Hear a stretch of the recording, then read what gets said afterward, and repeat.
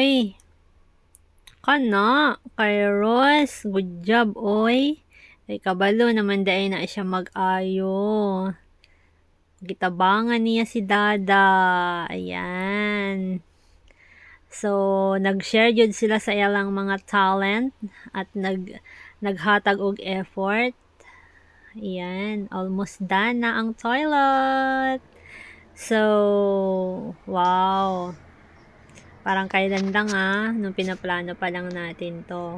So, ayan, gusto ko lang din i-share yung ating verse na nandyan na nakikita nyo sa screen sa Ephesians chapter 4 verse 3. Make every effort to keep the unity of the Spirit through the bond of peace.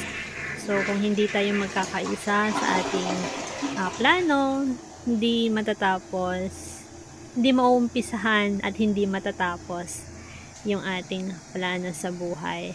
And especially, yun kumbaga, pag naka Lord ka talaga, slowly niya tayong inaangat, not only the financial, especially the spiritual.